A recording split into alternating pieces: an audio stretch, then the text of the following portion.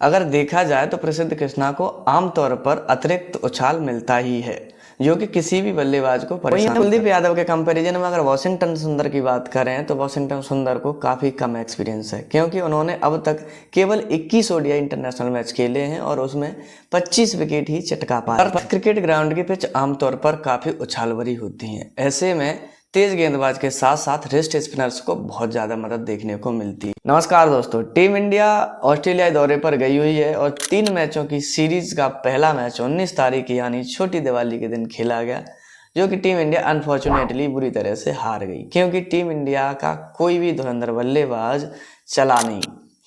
चाहे वो रोहित हो, चाहे वो कोहली हो, चाहे श्रेयस अय्यर हो, चाहे केएल राहुल हो, अक्षर पटेल हो, नीतीश कुमार रेड्डी, वॉशिंगटन सुंदर, हर्षित राणा, जितने भी प्लेयर थे जिन पर कोच और बीसीसीआई भरोसा करती है, सारे के सारे प्लेयर्स ऐसे फ्लॉप हो गए जैसे उन्हें बल्लेबाजी करना ही नहीं आता। रोहित शर्मा 8 रन के स्कोर पर आउट हुए, उसके बाद विराट कोहली 0 के स्कोर पर, शुभमन गिल उसके बाद आउट हो गए, उसके बाद एक एक करके विकेट्स जाते ही रहे और टीम इंडिया 26 ओवर में 9 विकेट के नुकसान पर मात्र 136 रन ही बना सकी। इसके पीछे एक कारण और था कि टीम इंडिया ऑस्ट्रेलिया में 2 से 3 दिन पहले ही पहुंची थी, उसे बहुत ज़्यादा प्रैक्टिस करने का मौका ही नहीं मिला और ये मैच पर्थ के मैदान पर था, जो अमूमन वहाँ की पिच पर एक्स्ट्रा बाउंस होता है। हमारे बल्लेबाज उस बाउंस को समझ ही नहीं पाए, क्योंकि प्रैक्टिस करने का उतना मौका ही नहीं मिला। तो ये एक बहुत बड़ा कारण रहा है टीम इंडिया की हार का, जिसमें प्रैक्टिस न कर पाना। अब रोहित और कोहली जैसे बल्लेबाज जो कि ऑस्ट्रेलिया में कई बार खेल चुके हैं, उन्हें भी पिच का अंदाज़ा नहीं था। तो ऐसे में यंगस्टर जो पहली बार खेलने गए हैं, तो उनके लिए तो काफ़ी मुश्किल होने वाली थी। शुभमन गिल हालांकि इससे पहले ऑस्ट्रेलिया दौरे पर खेल चुके हैं और उनका वनडे में औसत 50 से ज़्यादा है। वहीं विराट कोहली की बात करें तो उनका भी वनडे में औसत ऑस्ट्रेलिया में 50 से ज़्यादा का है, लेकिन दोनों ही बल्लेबाज ऑस्ट्रेलिया में पहले मैच में फ्लॉप हो गए। हार का एक बड़ा कारण ये भी है कि प्रैक्टिस उतनी नहीं कर पाई टीम इंडिया जितनी होनी चाहिए थी। देखिए, पर्थ क्रिकेट ग्राउंड की पिच आमतौर पर काफ़ी उछाल भरी होती हैं। ऐसे में तेज गेंदबाज के साथ साथ रिस्ट स्पिनर्स को बहुत ज़्यादा मदद देखने को मिलती है। अब ऐसे में हमारे पास प्रसिद्ध कृष्णा एक बेहतर विकल्प हो सकते थे, जो आसानी से विकेट निकाल सकते थे, लेकिन उनका तो प्लेइंग 11 में सिलेक्शन ही नहीं था। अगर देखा जाए तो प्रसिद्ध कृष्णा को आमतौर पर अतिरिक्त उछाल मिलता ही है, जो कि किसी भी बल्लेबाज को परेशान करता है। और वैसे भी प्रसिद्ध कृष्णा के स्टेट्स बताते हैं कि वो कितने बेहतर गेंदबाज हैं, क्योंकि अब तक प्रसिद्ध कृष्णा ने 17 ओडीआई इंटरनेशनल मैच खेले हैं, जिनमें 29 विकेट्स निकाले हैं और इस दौरान उनकी इकॉनमी 5.6 की ही रही। अगर यहीं पर उनके कंपैरिजन में अगर हम हर्षित राणा की बात करें तो हर्षित राणा ने अभी तक केवल और केवल 6 मैच ही खेले हैं, जिनमें कुल मिला के उन्होंने 10 विकेट्स निकाले हैं। हालांकि इकॉनमी उनका भी बहुत ज़्यादा नहीं है, उनका 5.8 का इकॉनमी है, जो कि कंपैरिजन में बराबर है। लेकिन ये जो सैंपल ऑफ डेटा है, हम जिस डेटा के आधार पर बात कर रहे हैं, प्रसिद्ध कृष्णा ने खेले हैं 17 मैच, वहीं हर्षित राणा ने खेले हैं केवल 6 मैच। हर्षित राणा के नाम है 10 विकेट, वहीं पर 17 मैचों में 29 विकेट प्रसिद्ध कृष्णा ले चुके। अगर कल के मैच की बात करें तो हर्षित राणा ने केवल और केवल 4 ओवर की गेंदबाजी की थी, जिसमें उन्होंने 27 रन देकर कोई विकेट नहीं चटकाया था। इसके अलावा मुझे लगता है टीम सिलेक्शन में एक चूक और हुई, और वो है एक्स्ट्रा ऑलराउंडर खिलाना। अगर हम ऑलराउंडर्स की बात करें तो लास्ट मैच में जो मैच ऑस्ट्रेलिया के खिलाफ हुआ है, उसमें 4 ऑलराउंडर्स खेले थे। नंबर 1 पर थे नीतीश कुमार रेड्डी, नंबर 2 वॉशिंगटन सुंदर, नंबर 3 अक्षर पटेल और नंबर 4 हर्षित राणा। क्योंकि पिच को देखते हुए नहीं लगता है कि हमें उस मैच में 4 ऑलराउंडर्स के साथ उतरना जरूरी था। हमें एक ऑलराउंडर कम करके एक स्पेशलिस्ट स्पिनर के साथ उतरना चाहिए था। मुझे लगता है रिस्ट स्पिनर कुलदीप यादव इसके लिए बेहतर विकल्प थे, क्योंकि कुलदीप यादव को एक अच्छा खासा मैच एक्सपीरियंस भी है।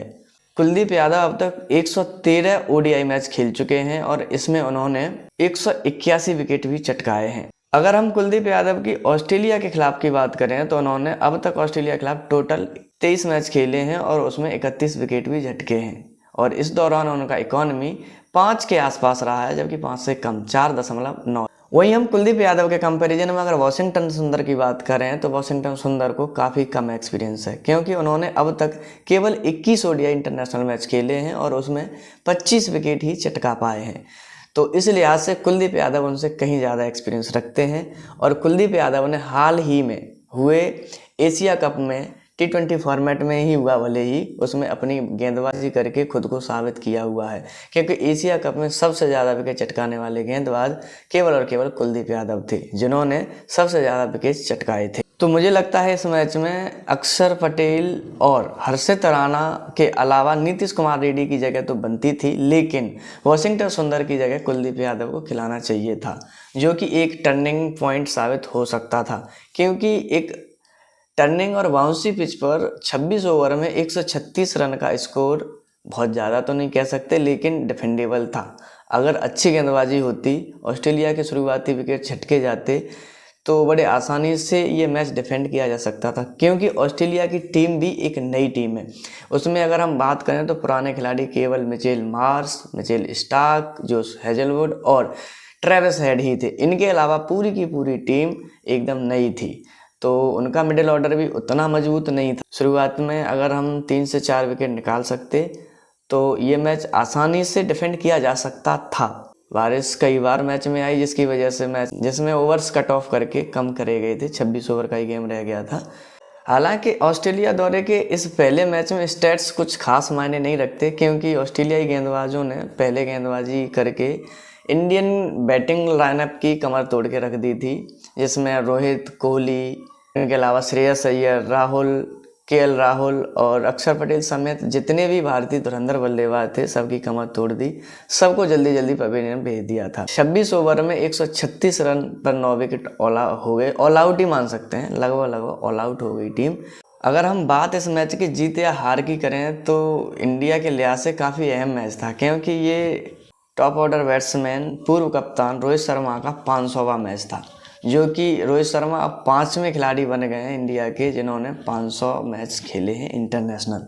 तो उस लिहाज से काफ़ी था, ये मैच जीतना चाहिए था, लेकिन रोहित शर्मा के लिए एक अच्छी याद नहीं रहा, क्योंकि वो अपने 500वें मैच में 8 रन बनाकर ही आउट हो गए और टीम इंडिया ये मैच बड़ी आसानी से हार गई। इसके अलावा टीम इंडियन सब कॉन्टिनेंट के बाहर काफ़ी दिनों बाद खेलने गई, और वहाँ पर भी जाते ही बैटिंग ऑर्डर का एकदम फ्लॉप हो जाना एक अच्छी बात नहीं है। तो उस लिहाज से भी मैच ये काफ़ी अच्छा होने वाला था, लेकिन हो नहीं पाया, क्योंकि रोहित और कोहली की जोड़ी काफ़ी दिनों बाद वनडे फॉर्मेट में देखने को मिली थी, और दर्शकों को काफ़ी उनसे उम्मीद थी कि कोई एक बड़ी पारी खेलेंगे दोनों में से, लेकिन अनफॉर्चुनेटली दोनों ही बल्लेबाज अंडर 10, रोहित शर्मा ने 8 और विराट कोहली ने तो 0 बनाया था।